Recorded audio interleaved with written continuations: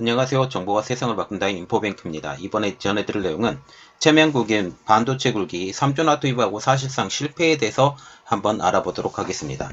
여러분의 구독, 좋아요 한 번씩 눌러주시고 이야기를 시작을 해보도록 하겠습니다. 지금 중국이 반도체 부분에서 세계 수위를 달리고 있는 한국과 대만 반도체 기업을 따라잡기 위해 최근 수십억 달러를 투자를 했지만 결국 실패했다라는 분석이 나오고 있습니다. 2018년 시진핑 중국 국가주석이 반도체를 사람 심장에 비유를 하면서 반도체 굴기를 선언을 했지만 최첨단 반도체를 생산해 자금률을 높이겠다는 계획이 사실상 수포로 돌아갔다라고 하죠. 그러나 지금 현재 그 중국과 같은 경우는 그 레거시 공정, 말하자면 성숙 공정에 대규모로 투자를 하고 있기 때문에 이것에 대한 우려는 조금 있어요. 이것에 대한 분석은 제가 또 나중에 분석을 해서 보여드릴 거고, 이번에 볼 것은 10나노 미만, 10나노 미만에 대해서 지금 이야기를 하고 있는데, 특별히 10나노 미만에 대해서 이제 첨단 반도체가 들어가기 때문에 이 첨단 반도체로의 성장은 중국은 없다라는 것이죠. 자, 지금 보면 연도별 중국 반도체 자금률 추이라고 지금 보고 있는데, 지금 보면 19.4% 2025년에 이 정도밖에 지금 나오지 않는다. 그리고 지금 많은 기업들이 중국에서 빠져나오고 있는 제조업 분야도 중국에서 빠져나오고 있는 현 상황을 보면 중국이 만약 그 미국과 연합을 해서 가면 모르겠지만 미국과 연합을 하지 않고 적대적 관계를 갖고 가면 중국의 경제는 결국은 망하게 된다라는 것이죠. 그래서 우리가 봐야 될 것은 체면국인 반도체 굴기 3조나 투입하고 사실상 실패입니다. 월스트리트저널이 9일날 기업 발표와 중국 관영 매체 보도 그리고 지방정부 문서들을 분석을 했는데 여기서 그 결과 중국에서 최근 3년간 적어도 6개의 반도체 제조 프로젝트가 실패했다라고 전하고 있습니다.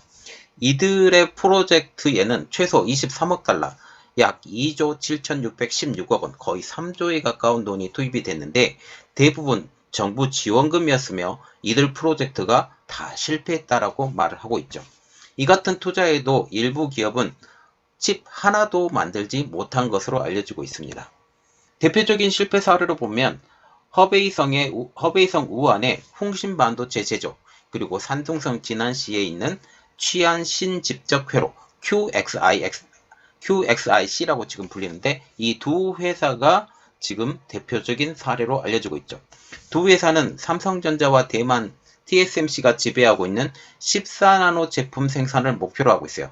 지금 SMIC와 같은 경우는 16나노까지 노드 경쟁을 지금 만들었는데 14나노 제품은 아직까지 만들지 못하고 있죠. 그래서 이 두 회사는 14나노 제품을 생산을 하려고 노력을 했었던 것이죠. 이를 달성하고 몇 년 후에는 최첨단 7나노 제품까지 개발한다라는 포부. 그래서 지금 현재 SMIC와 같은 경우는 제재를 받고 있지만 지금 홍신이나 아니면 QXIC와 같은 경우는 아직 제재를 받고 있지 않기 때문에 나중에는 최첨단 7나노 제품까지 개발한다는 포부가 있었죠.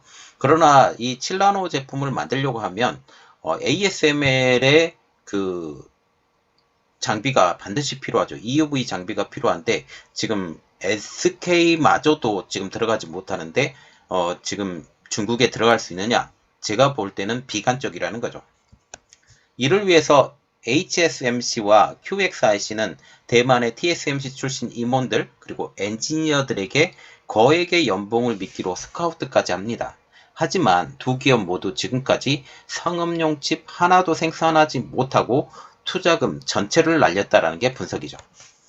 HSMC와 같은 경우는 지난해 6월 달에 문을 닫았고 QXIC와 같은 경우는 영업을 완전히 중단한 상황입니다. 지금 그림이 하나 나와 있는데 breakdown of investment that went into failed chip building project.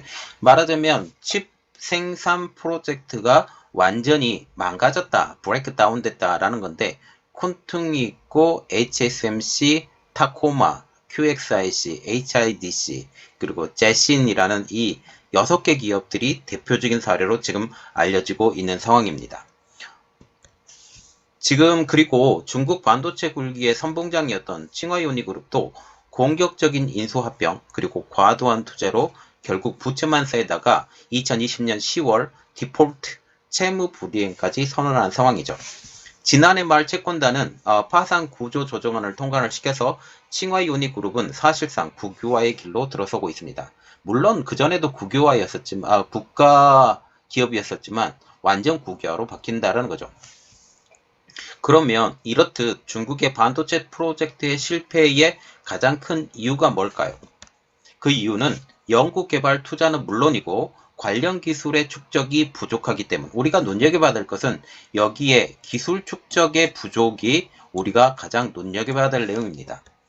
QXIC는 반도체 칩 생산 기술을 확보는 했어요. 그렇지만 이 여러 가지 기술, 통합 기술을 통합할 만한 능력이 없었다라고 QXIC 전 직원은 밝히고 있죠. 그리고 이렇듯 기술 개발이 계속 실패하자 지난시 정부는 지금 QXIC를 인수를 완전히 하고 직원들을 다 내보낸 상황입니다. 그리고 HSMC 프로젝트는 첨단 반도체 생산 자금의 부족이 발목을 잡은 것으로 알려지고 있어요. 월스트리트 저널에 따르면 중국 반도체 자금률은 현재 17%, 그리고 스마트폰과 컴퓨터 프로세스 등에 들어가는 최첨단 칩 개발 능력은 미국 제재로 더욱더 하락한 상황. 그래서 지금 하이실리콘과 같은 경우는 스마트폰에 들어가는 어플리케이션 프로세스를 많이 제작을 했음에도 불구하고 이제는 하나도 제작하지 못하는 상황. 그래서 그 칩 공급 자체가 96%까지 떨어진 현 상황이 되죠. 그리고 컴퓨터 프로세서와 같은 경우는 지금 아예 만들지 못하고 있는 상황이 됩니다. 이로 인해서 중국 정부가 주창한 2025년 자금률 70%라는 목표 달성은 요원해졌다라는 분석까지 나오고 있죠. 여기에 일부 기업들의 반도체 먹튀도 심각하고 있는데요. 중국은 2014년부터 총 520억 달러 규모의 반도체 산업 지원금을 투하를 했습니다. 그러나 상당수가 요식업 회사, 그리고 시멘트 공장, 이러한 것과 같은 반도체 부분과 전혀 관련이 없는 곳으로 흘러 들어갔다는 것이죠. 수만 개의 기업이 반도체 관련 회사인 것처럼 속여서 주정부나 아니면 중앙정부로부터 돈만 챙기고, 그리고 창업자와 같은 경우는 의도적으로 회사를 파산시켜서 당국의 추궁을 피하기도 한다고 월스트리트저널은 밝히고 있습니다. 지금 가장 큰 문제는 중국이 반도체를 너무 과소평가했다는 게 문제가 된다는 사실이죠. 월스트리트저널은 최첨단 반도체 양산은 얼마나 까다롭고 비용이 많이 들어가는지 중국 정부가 과소평가했다는 지적이 나오고 있습니다. 중국은 자국의 반도체 생산을 최우선 과제로 삼고 심혈을 기울여왔죠. 시장조사업체 IBS에 따르면 중국 반도체 자금률은 17%에 불과하고 해외 의존도는 지금 80%가 넘는 것으로 알려지고 있죠. 중국의 반도체 굴기 염원은 미국과 중국의 미중 분쟁, 이 갈등으로 인해서 더욱더 커졌다는 사실입니다. 미국은 중국의 첨단 반도체 기술을 접근을 막고자 관련 제재를 지속적으로 강화해 왔어요.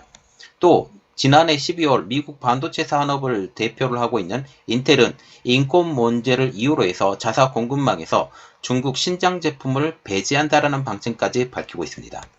중국은 반도체 생산 프로젝트가 지금 잇따라 실패하자 다시 접근 방식을 재조정하고 있다고 월스트리트저널은 전하고 있죠.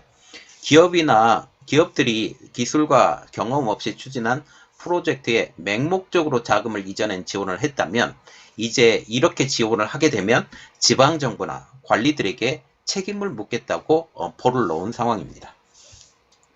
그리고 미국과 일본은 새로운 규제를 지금 준비를 하고 있는데 반도체 등 중급 첨단 기술 산업에 새 규제를 추진하고 있는 것으로 알려지고 있죠. 일본 요미우리 신문은 12일 미일 정부가 반도체 제조장치, 양자 암호, 인공지능, AI 등 첨단 기술의 중국 수출을 규제하는 새로운 다자간 협의체 구성을 검토하고 있다고 보도하고 있습니다. 냉전 시대 소련 등 공산권에 대한 서방 국가의 기술 유출을 막는 대공산권 수출통제위원회 코컴의 현대판이 될 가능성이 있다라고까지 전망하고 있죠.